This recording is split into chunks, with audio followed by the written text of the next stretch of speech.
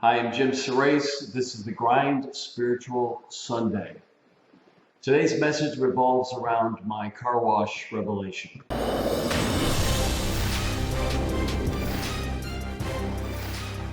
My revelation in a car wash. Anyway, so today happens to be one of the few sunny days that we experienced so far this year, so decided to get a car wash. So while I'm in one of the laser washes, I'm sitting there and it's doing a thorough job cleaning the outside of my car, but while I'm inside the car, I'm looking at the inside and the dashboard, and everything was like dusty and dirty and hadn't been cleaned in a while.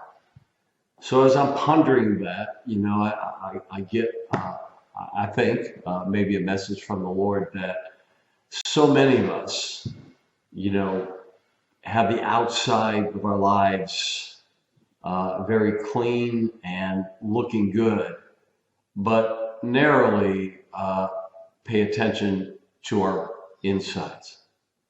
Because as I would drive out of the car wash, the outside of the car looks great, but the inside, not so much.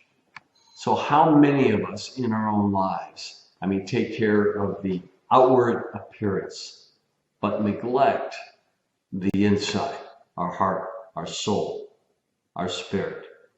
Many of you who know me and know the culture of our business, we're all about mind, body, and spirit. In fact, even in the gym, my home gym here in my house, I have that etched into the glass of the doorway entering the gym. MBS, mind, body, spirit. And although we profess that, how much of our time do we actually spend on our insides? Do our insides match our outside? Well, for far too many of us, we definitely fail at that. Even Paul, who wrote most of the New Testament in the scriptures, he wrote, "The things I want to do, I don't do. The things I don't want to do, I do. There's this war in myself." Jesus, when he walked this earth, he was a seer of the insides of an individual. And when Jesus walked this earth, his biggest issue was not with the sinners, but with the religious people who were very ornate in their dress on the outside. But Jesus said and called them whitewashed tombs, hypocrites. Whitewashed tombs, meaning looking good on the outside, but dead on the inside.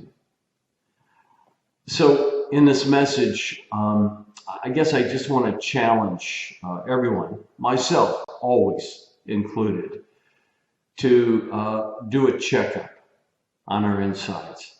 How do we match up? Our insides, what we purport to be on the outside.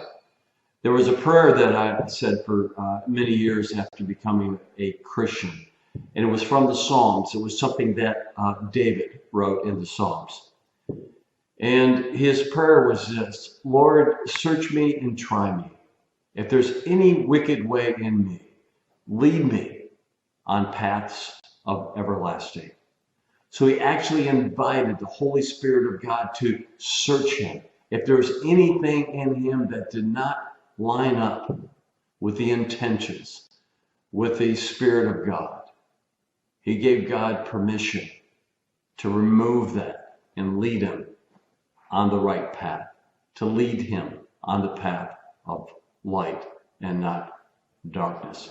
There's so many times in our lives that, that we do know what's wrong inside us, and we work on it and we work on it.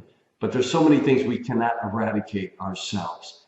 We need to do what David did, and we need to invite the presence of God, his Holy Spirit, to invade our lives, to search us and try us, and eliminate the things that are not of God. Because the reality of it is, that's something only God can do. So many times that, we will allow ourselves to for others to be critical of us, and for other people to treat us, even going into surgery. We trust a doctor with our health, with our life. But are we willing to trust the God of the universe, the one who cares about us and loves us more than anyone, to take hold of our lives and lead us on that righteous path?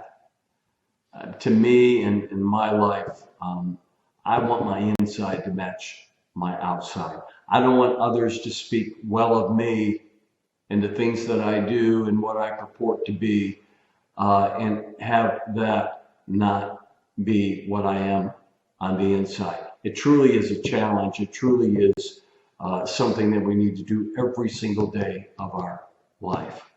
So I guess again the challenge would be is to the hearers of this word is to pray that prayer. Ask the Lord to search you. And if there is something that doesn't match up with his intentions, his way, his will, his kingdom, that he would lead us on that correct path. That's my word for today. May the Lord bless you and keep you.